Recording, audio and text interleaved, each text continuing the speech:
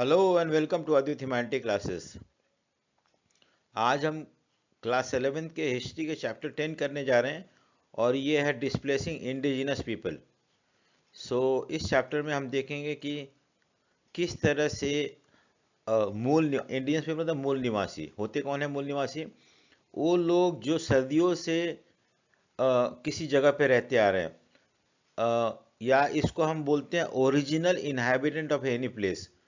Original inhabitant मतलब जैसे आपको पता है कि ट्राइबल लोग जो है कोई भी कंट्री में आज से नहीं, जब जो बहुत पहले से रहते आ रहे हैं, फिर उसके बाद वहाँ पे दूसरे लोग आके बस गए और इस तरह से जो लोग आके बसे उनका पॉपुलेशन उनके मुकाबले ज़्यादा हो गया और उनको हमने साइडलाइन कर लिया और कर दिया, क्योंकि डेवलपमेंट की वजह से या हमने फॉरेस्ट लैंड को कल्टीवेबल लैंड में कन्वर्ट कर दिया, हमने इंडस्ट्री लगाना शुरू कर दिया, फॉरेस्ट को कट करते रहे। तो इस तरह से उनके लिए उनका जो पहले फॉरेस्ट था उनका रहने का जगह वो धीरे धीरे कम होते गया। तो हम इस चैप्टर में यही पढ़े किस तरह से हमने उनको डिस्प्लेस कर दिया अलग अलग कंट्री में। हम इसमें देखेंगे किस तरह से, क्योंकि ये लोग अमेरिका में भी थे, इवन अफ्रीका में, या इवन ऑस्ट्रेलिया, इंडिया वगैरह सब जगह थे, ऐसी बात नहीं था। जैसे इंडिया में शुरू से आदिवासी लोग रहते हैं यहाँ पे, लेकिन बाद में आर्यंस आके रहने लगे और फिर उन लोगों को हमने साइडलाइन कर दिया। आज वो सिर्फ कुछ कहीं कहीं जंगलों में बच गए हैं। तो ऐसे लोगों के बारे में हम यहाँ पे देखेंगे किस तरह से उनको डिस्प्लेस कर दिया, किस तरह से उनको उनकी जगह से निकाल दिया गया और वहाँ पे डेवलपमेंट के लिए उनके ज़मीन को, उनके फॉरेस्ट को छीन लिया गया। सो यही हम पढ़ने जा रहे हैं। दूसरी बात हम क्वेश्चन फॉर्म में करेंगे जिससे कि आपको जल्दी समझ में आ जाए। और अगर आपने मेरे चैनल को सब्सक्राइब नहीं किया, सब्सक्राइब करें, लाइक शेयर करें and also press the bell icon so that you get the notification whenever any new videos are uploaded. So let us begin the chapter. पहला क्वेश्चन है, give the meaning of term natives. Native मतलब मूल निवासी कौन होते हैं, ठीक है। So the term native, native means a person born in the place he or she lives in. जिस जगह में वो जन्म हुए वहीं पे रह रहे हैं उसको नेटिव्स बोलते हैं।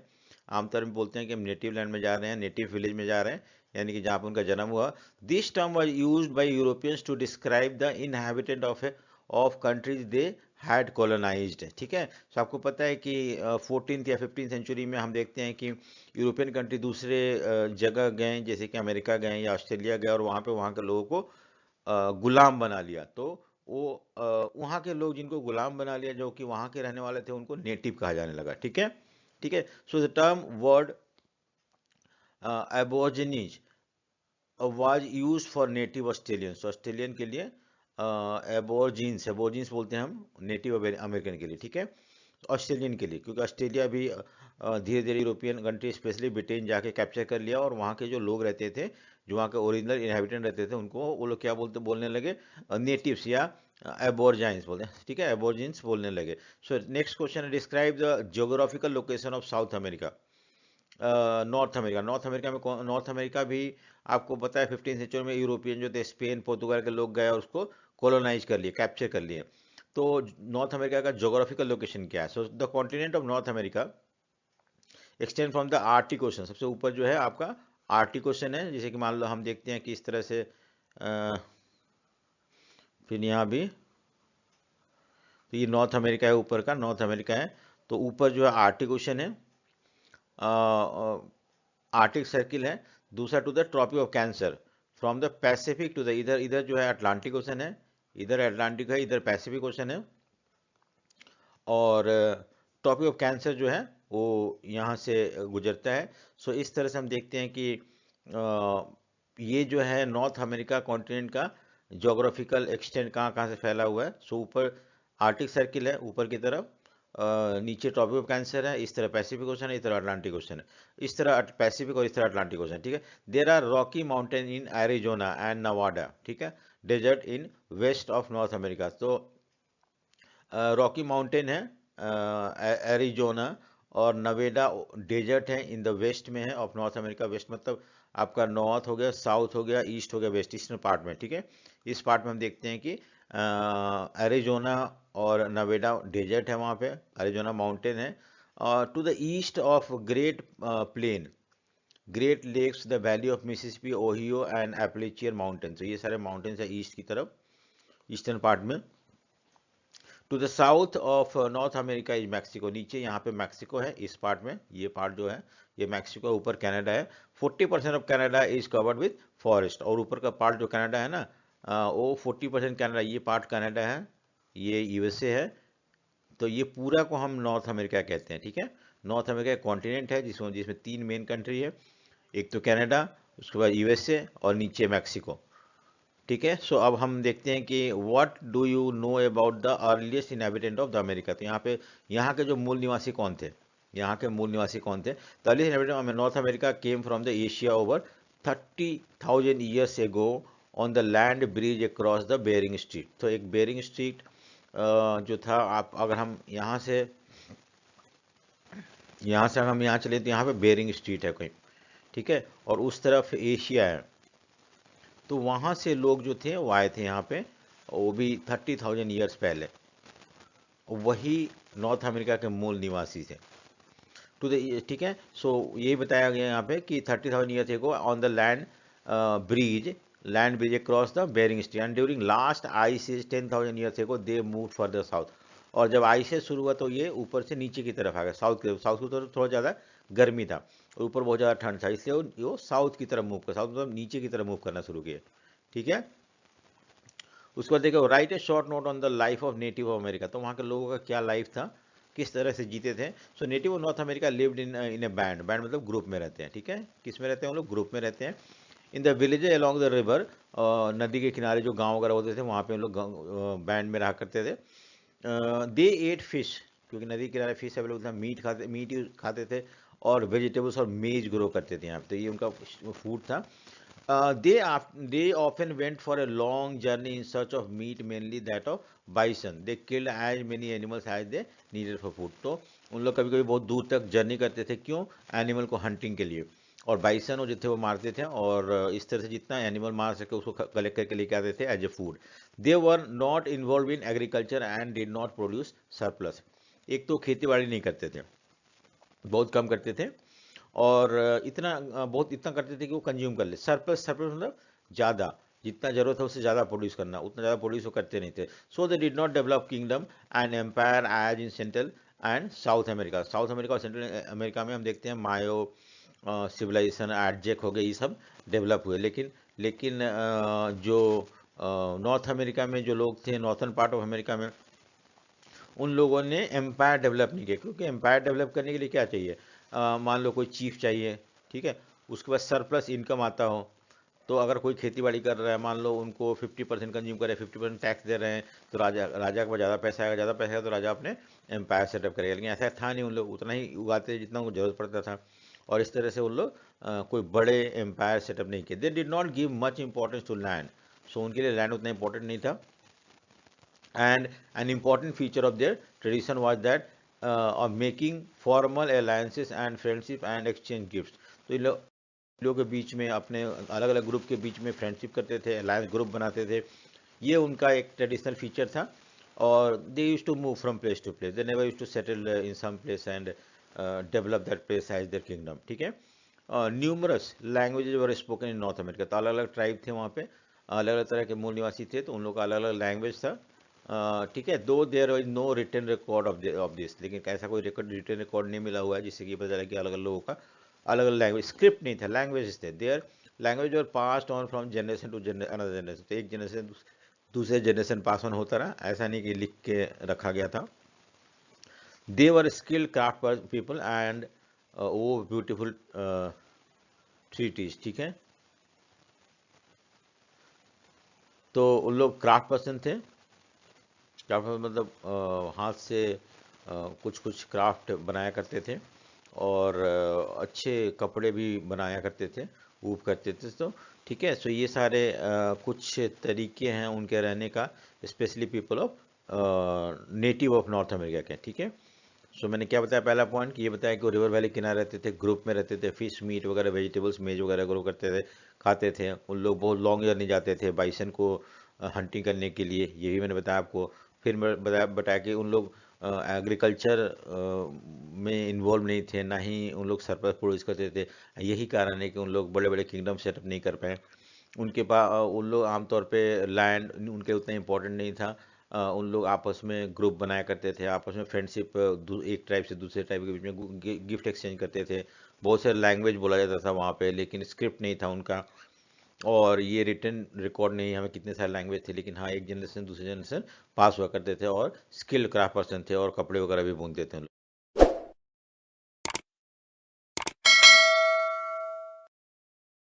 ठीक है। नेक्स्ट है mention about the articles which were exchange by the Europeans with the natives of North America. सो एक अब देखो, हम एक अलग फेज, हमने अभी तक क्या है, नॉर्थ अमेरिका के लोगों के बारे में बताया। अब हम देख रहे हैं कि जब यूरोप से लोग वहाँ पहुँचे, स्पेन पोर्तुगाल वगैरह के लोग जो जो जब पहुँचे नॉर्थ अमेरिका, तो आपको पता है कि नॉर्थ अमेरिका पहुँचे तो उन्होंने धीरे धीरे उस एरिया को कॉलोनाइज कर दिया। तो जब शुरू में वो आ गए तो उन लोग ऐसा क्या चीज़ देते थे और उनसे क्या सामान लेते थे। सो वही आर्टिकल क्या क्या एक्सचेंज करते थे, यूरोपियन यूरोपियन के बीच में और नॉर्थ अमेरिका के लोगों के बीच में। ठीक है। So the exchange for the local product, the European give natives blanket, जो कि यूरोप में बनाया जाता था, आयरन के वेसल्स थे which were also use in place of clay pot. तो बर्तन जो था, ये लोहे के बर्तन देते थे, ब्लैंकेट वगैरह देते थे, और उसके बदले वहाँ के लोकल प्रोडक्ट उन लोग लेते थे और लेकर अपने यहाँ ले जाके बेचते थे। European acquired in addition to tobacco from the natives. ठीक है। तो ठीक है, European acquire an addiction to tobacco from the natives. Addiction मतलब वहाँ जो जो टोबैको जो था ना, ये नॉर्थ अमेरिका के लोग कंज्यूम करते थे, तो उसी से यूरोपियन जब उनके कांटेक्ट में है तो उन्होंने भी टोबैको लेना शुरू कर दिया, और बाद में इसको लार्ज स्केल में यूज किया जाने लगा यूरोप में। Mention about the people who came from Europe to settle in North America. मैंने अभी बताया कि बहुत सारे लोग जो थे यूरोप के वहाँ गए, नॉर्थ अमेरिका गए, और वहाँ जाकर वहीं सेटल हो गए और उसी को अपना घर बना लिया।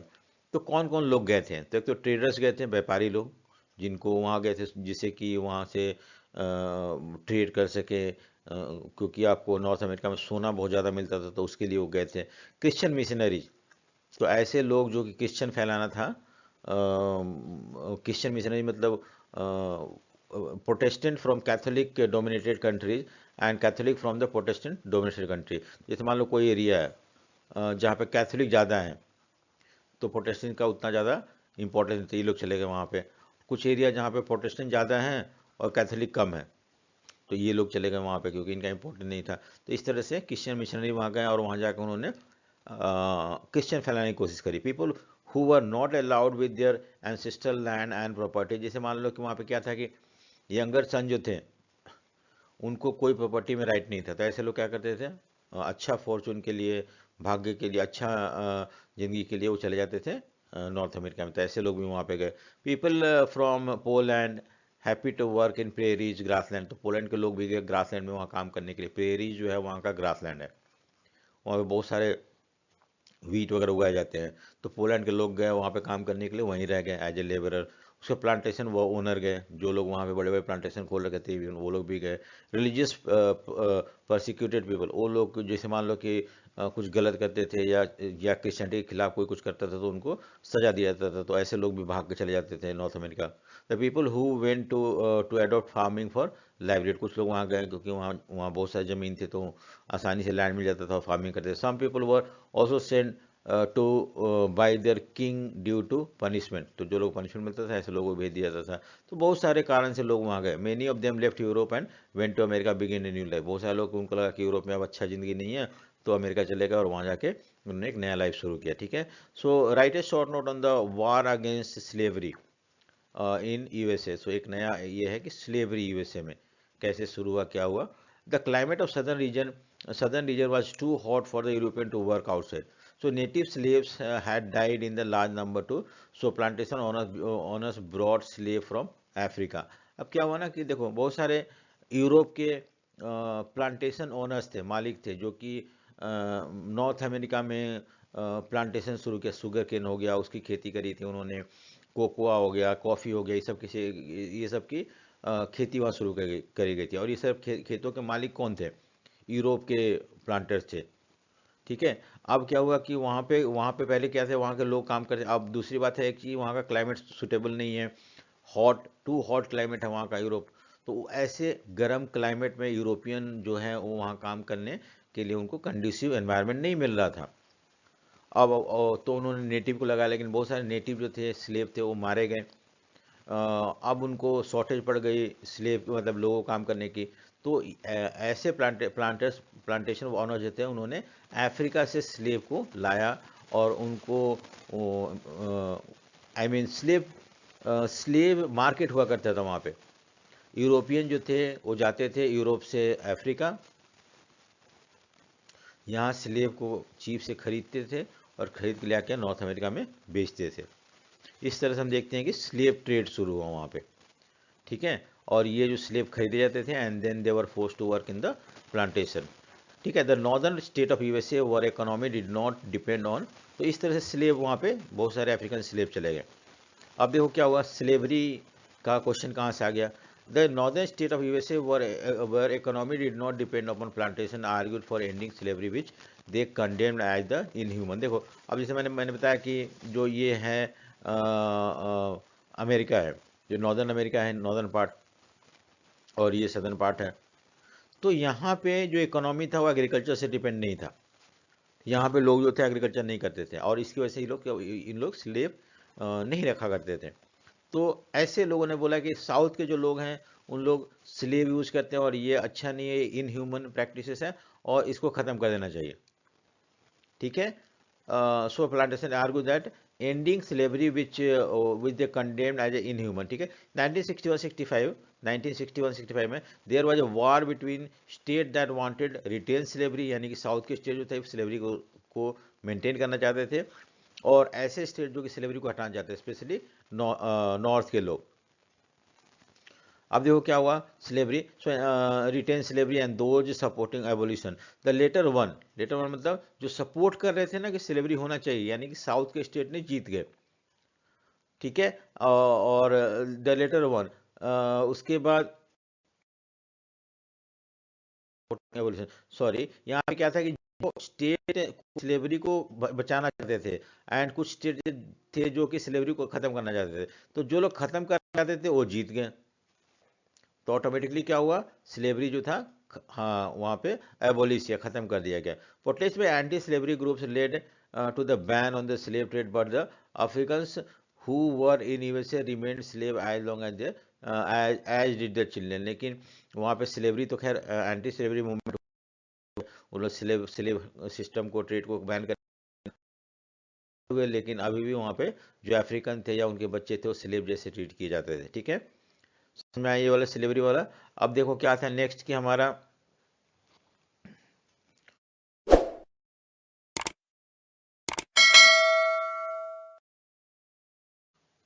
What were the mutual perception of the European and the natives.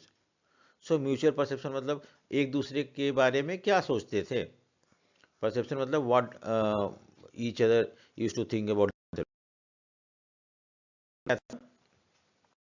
कि though these were western European defined civilised people in terms of literacy, organized religion, and urbanization.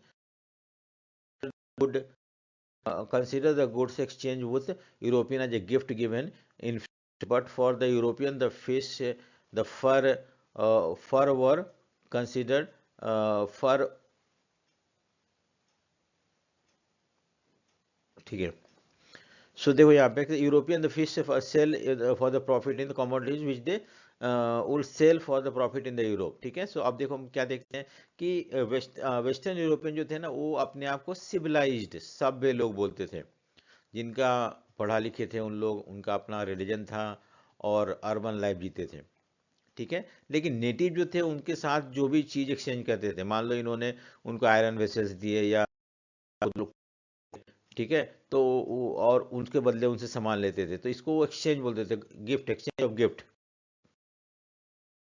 और वही गिफ्ट जो इन लोग क्या करते थे, यूरोपियन अपने यहाँ ले जाके बेचा करते थे और उससे बहुत ज़्यादा प्रॉफिट अर्न किया करते थे, ठीक है। European the fish the fur were commodity which they would sell for the profit in the Europe, ठीक है। सो इस तरह से एक यूरोपियन हो गए, नेटिव हो गए।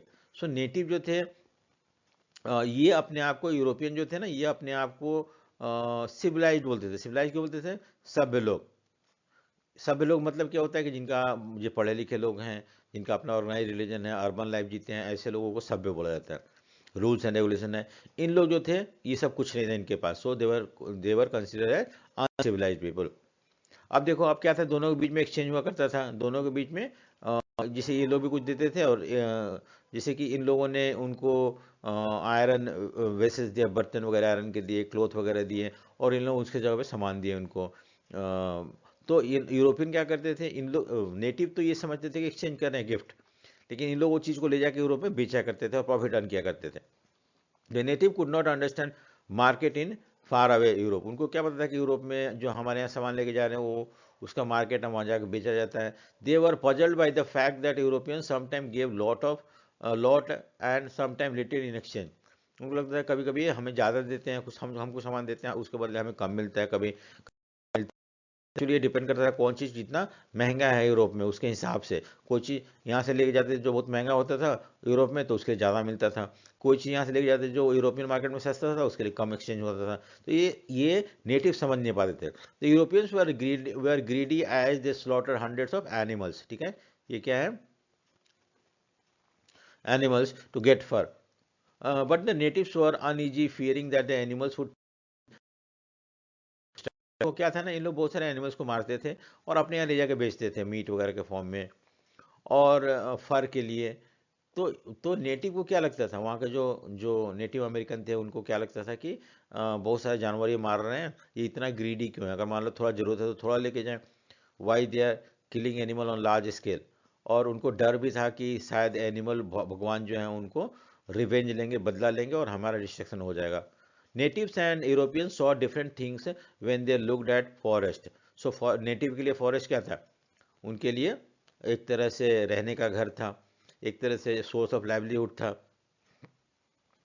देखो, they look at forest, native identified tracks invisible to Europeans, and Europeans imagine the forest cut down and replace by the cornfield. देखो, नेटिव्स के लिए क्या था, फॉरेस्ट को काट दो और लकड़ी ले जाओ यूरोप में बेचो वहाँ पे, और जब एरिया खाली हो जाएगा तो यहाँ पे कॉर्न लगाओ या वीट लगाओ। ये यूरोपियन का सोच था। लेकिन नेटिव्स के लिए क्या था, फॉरेस्ट एक सोर्स ऑफ लाइवलीहुड था, फॉरेस्ट उनका घर था, फॉरेस्ट उनका उनका एक तरह सब कुछ था, फॉरेस्ट है तो है। So the European and natives treated land differently, as Europeans wanted to one land, and natives used it only to fulfill their requirement। तो वो चाहते थे किसी भी तरह से जमीन को कब्जा करे और जमीन का इकोनॉमिक फायदा उठाए यूरोपियन के लिए। लेकिन नेटिव के लिए जमीन क्या था, एक तरह से उनके रिक्वायरमेंट को पूरा करने का एक साधन था। ठीक है, so next,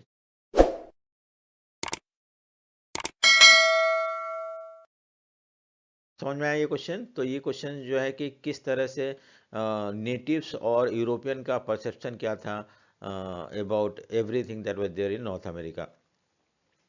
next, how did natives lose their land in USA. तो नेटिव अपना जमीन कैसे खो दिए? The native lost their land in following way. कैसा था? यूएसए, इन यूएसए, ठीक है, settlement was extended and natives were.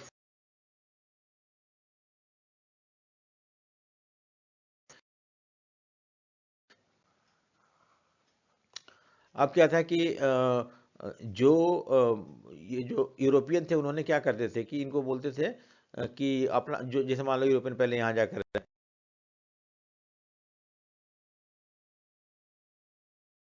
TT sign करो, पैसे लो थोड़ा बहुत, और ये जगह खाली कर दो, और इस तरह से इनको पुश करते रहे ईस्ट की तरफ, सॉरी वेस्ट की तरफ पुश पुश करते रहे इनको।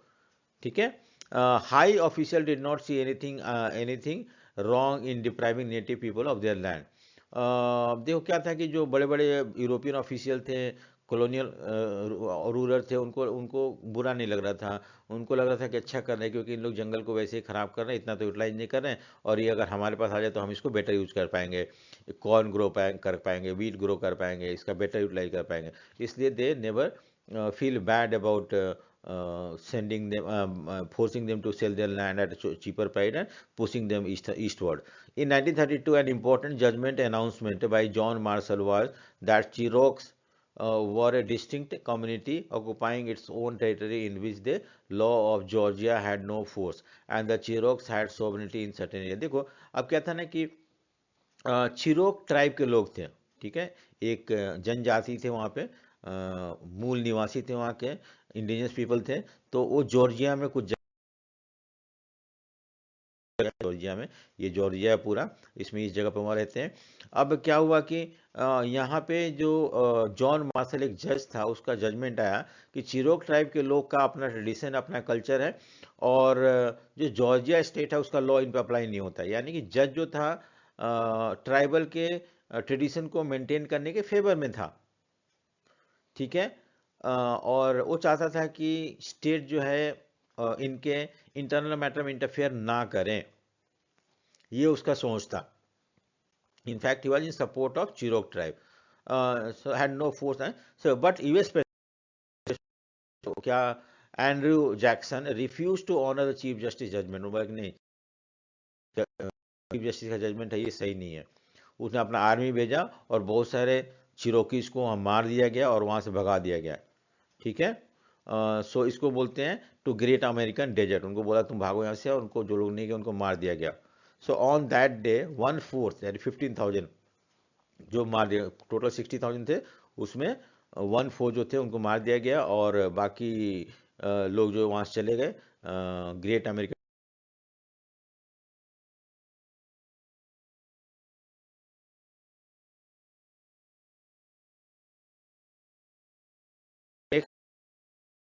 other places whenever any minerals, lead or gold or oil was found on their land। मान लो कभी जंगल है, फॉरेस्ट है, तो यहाँ पे अगर लेड मिला, कोई मिनरल्स मिला, तो उनको बोला था खाली करो, खाली करके ये एरिया को उन लोग खोद के ये करते थे।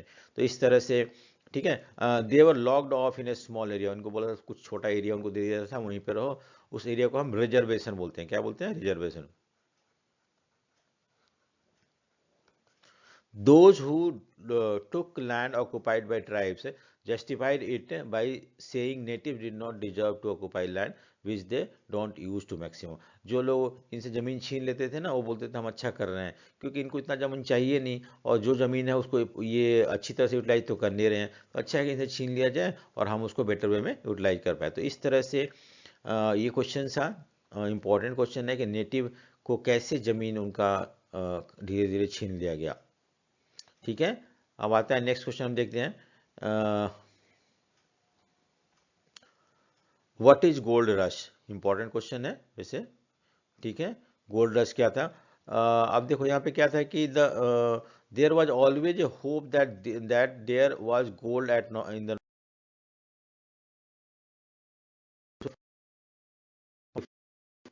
सो this led to gold rush. तब क्या हुआ ना कि सबसे पहली बार 1840, बहुत सारे ऐसे यूरोपियन कंट्री को लगता था कि वहाँ पे गोल्ड होगा, और पहली बार गोल्ड जो 1814 में मिला कैलिफोर्निया में, तो हजारों के तादाद में यूरोप से लोग जो हैं वो अमेरिका चले गए, ये सोचते हुए कि वहाँ जाएंगे तो खूब सोना मिलेगा और इस तरह से हम धनी बन जाएंगे।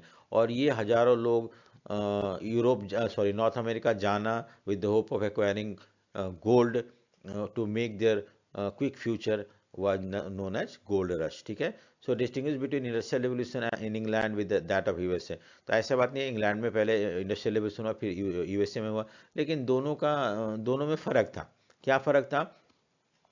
ये इंग्लैंड की बात कर रहे हैं हम, ठीक है। So industrial revolution in England happened due to small peasants were losing their land to big farmers moving to the job in factory. तो क्या था ना कि वहाँ पे इंग्लैंड में क्या था, जैसे कि पहले पहले गांव वगैरह होते थे, गांव में जमींदार थे, उनके बहुत जमीन थे, ठीक है। और कुछ लैंड जो था ओपन फील्ड होता था। ओपन फील्ड मतलब इसमें कोई भी जाके जंगल वगैरह या ग्रास लैंड वगैरह, जहाँ पे कि जो गरीब किसान थे उन लोग अपना भेड़ बकरी लेके चले जाते थे, यहाँ पे जाकर चराया करते थे, और लकड़ी वगैरह मिल जाता था उनको, फ्रूट्स वगैरह मिल जाता था। इस तरह से उनका गुजारा हो जाता था ऑफ सीजन में, जब खेती बाड़ी नहीं होता था तो। लेकिन धीरे धीरे ये सारा लैंड जो था वो बड़े बड़े जमींदारों ने कब्जा कर लिया। अब कोई खाली जमीन बचा नहीं था जो कि that can be use by poor people as their common land. तो उस सिचुएशन में इन लोग क्या करें, गरीब लोग जो थे फैक्ट्री चले गए, शहर चले गए, वहाँ फैक्ट्री में काम करने लगे, और इस तरह से लेबर सप्लाई होने लगा और फैक्ट्री डेवलप हो गई इंडस्ट्रीज में, ठीक है। ये कारण था इंडस्ट्री में इंडस्ट्रियल रेवोल्यूशन होने का। कहाँ पे? इंग्लैंड में। लेकिन अमेरिका में क्या हुआ, in North America it developed for different region. क्या था, to manufacture railway equipment so that rapid transport could link distinct places and to produce machinery which would make large scale farming easier. देखो India में जैसे British ने क्यों railway शुरू किया था, मतलब interior.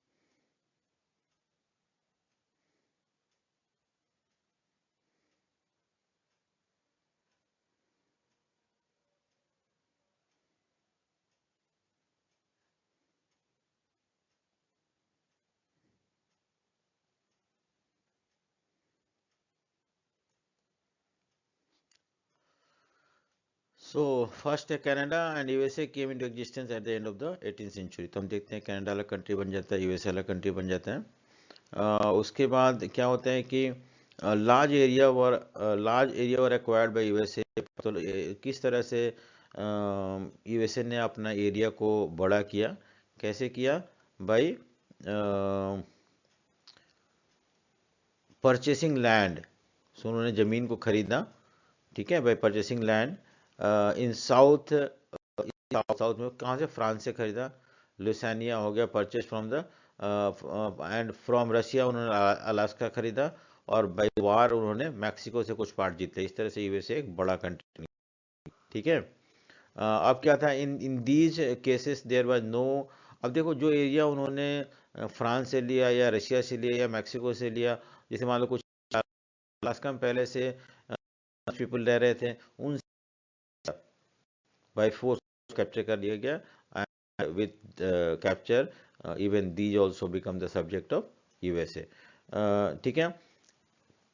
The west of USA was shifting and as it moved natives were force to move back. तो इस तरह से जैसे जैसे ये आगे की तरफ मूव करते गए, क्या हुआ कि जो नेटिव थे वो भी धीरे धीरे पीछे की तरफ मूव करते गए, और इस तरह से उन लोग इस पार्ट आई ले आ जाए, ठीक है। नेक्स्ट है क्वेश्चन है कि write short note on the wind of changes in North America. तो नॉर्थ अमेरिका में क्या क्या बदलाव आया अच्छे के लिए ही। The wind of change in North America were survey, एक सर्वे किया गया वहाँ पे बेसिकली। उस सर्वे में ये पाया गया कि जो इंडियन एडमिनिस्ट्रेशन है, यानी कि एडमिनिस्ट्रेशन जो जिसके तहत वहाँ के जो Indian I mean red Indians मूल निवासी रहते हैं, इंडियंस पीपल रहते हैं, उनका कंडीशन ठीक नहीं था, उनका हेल्थ ठीक नहीं था जिस एरिया में लोग रहते थे, एजुकेशन फैसिलिटी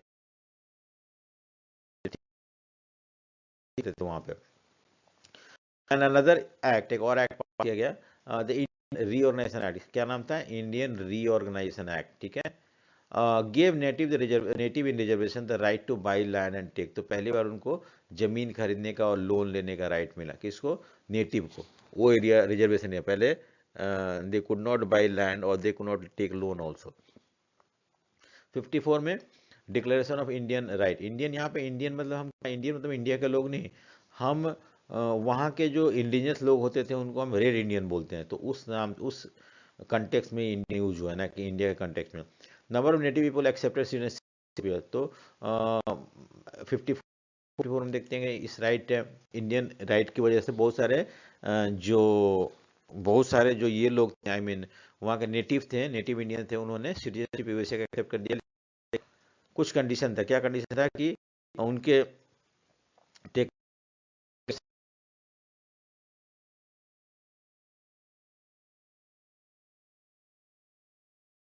के द्वारा नहीं होगा स्टेट गवर्नमेंट, तो ये कुछ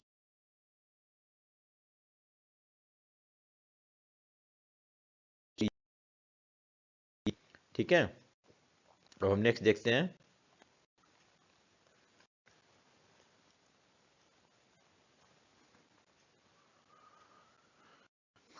इन 1982 कॉन्स्टिट्यूशनल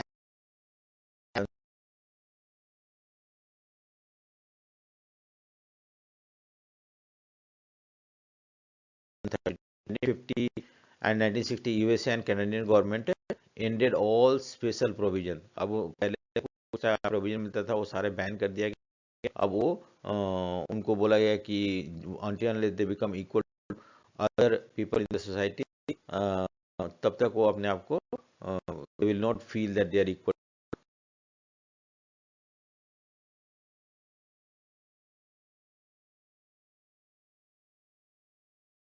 whom ऑस्ट्रेलिया covered, सो एक लास्ट रह गया ऑस्ट्रेलिया का।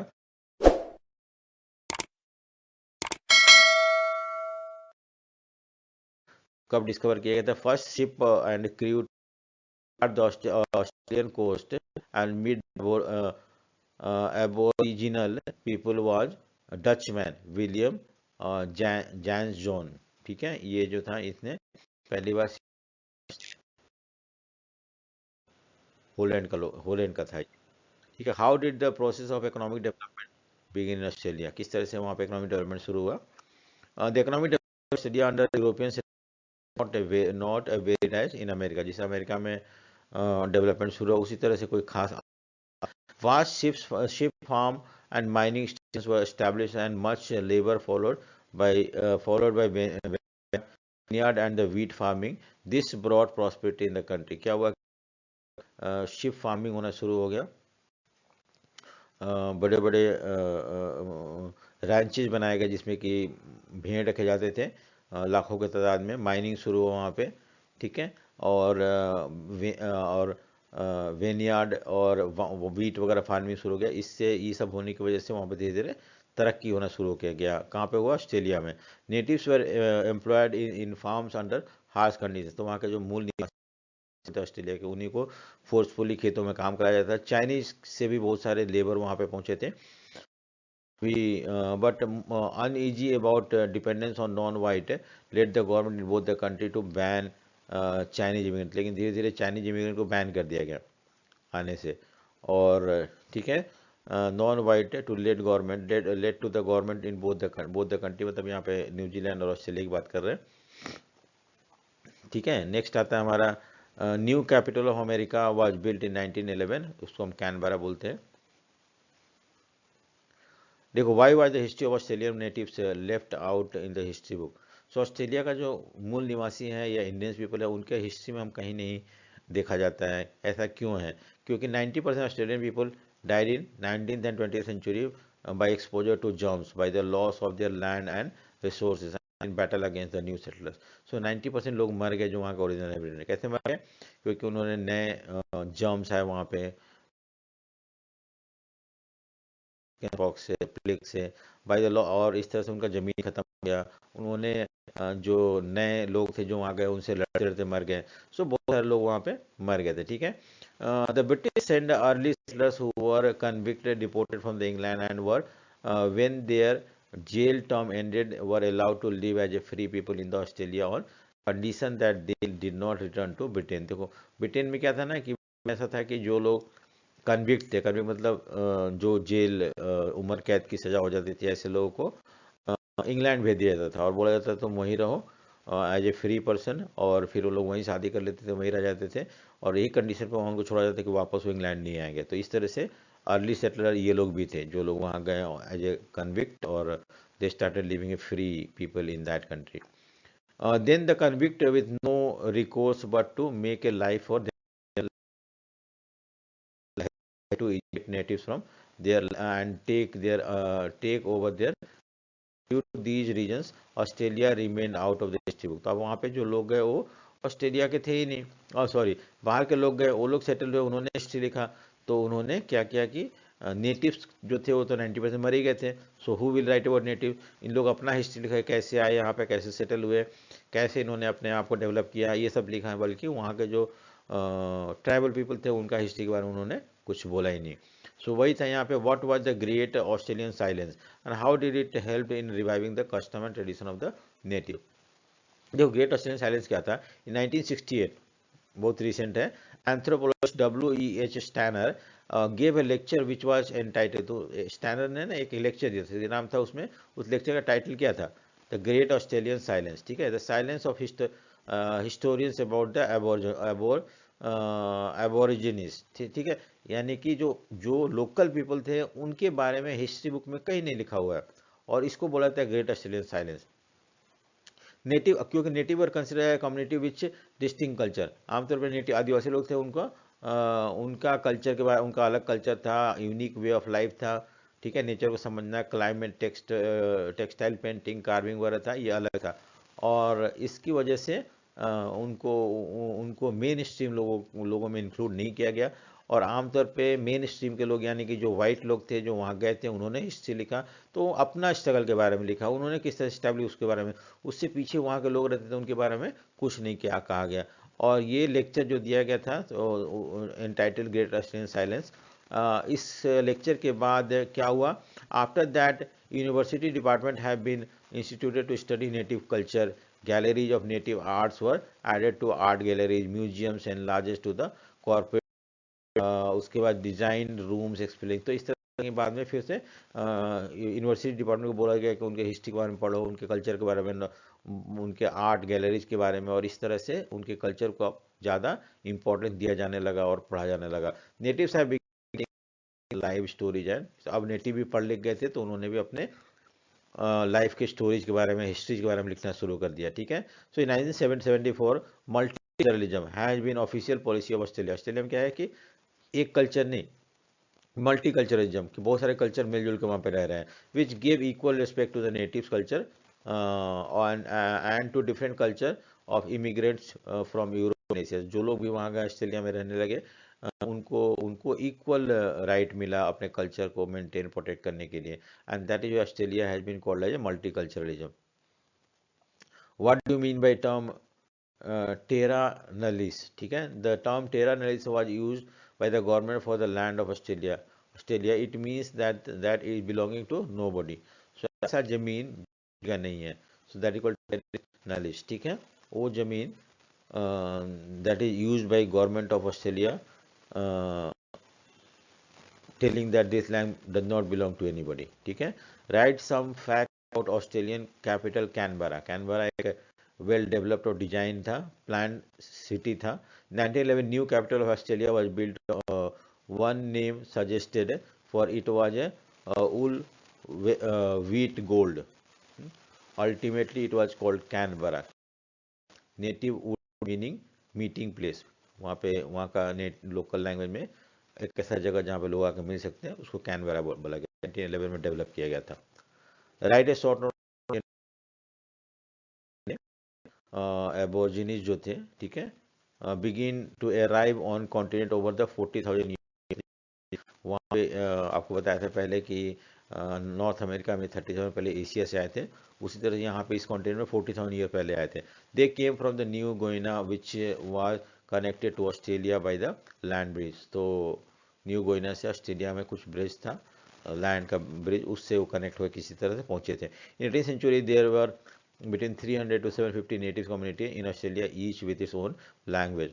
तो 18th सेंचुरी में सिर्फ 350 नेटिव कम्युनिटी थे वहाँ पे से, एंड 750 नेटिव कम्युनिटी, ठीक है, इसी के बीच में थे उन लोग, और इनका अपना लैंग्वेज कल्चर अलग है। There is another large group of Indian people live in north called the Torres Strait Islander, ठीक है, टोरिस स्टेट आइलैंडर इनको बोलते हैं। पूछा जाता है ये कहाँ के इंडिजिनस पीपल है, तो ऑस्ट्रेलिया के हैं, जो ऑस्ट्रेलिया के नॉर्थ में रहते हैं। ऑस्ट्रेलिया स्पेशली पॉपुलेशन, आमतौर पर कम पॉपुलेशन ऑस्ट्रेलिया में। In 1920 century nearly due to exposure of germs. तो हम देखते हैं कि जो जो जो ये लोग थे इंडियंस पीपल, तो बहुत सारे मर गए क्योंकि जो यूरोप से जर्म्स वगैरह गए, डिजीज़ गए, उससे उन्होंने, जो इंडियंस पीपल हैं, उन्होंने वाइट सेटलर के खिलाफ लड़ाई लड़ा, उससे बहुत सारे लोग मर गए, और इस तरह से उनका 90% लोग जो वहाँ पे ख़त्म हो गए। सो होपफुली आपको समझ में आ गया होगा। अगर आपको समझ में आया तो लाइक से सब्सक्राइब जरूर करें। So thank you for watching, thank you.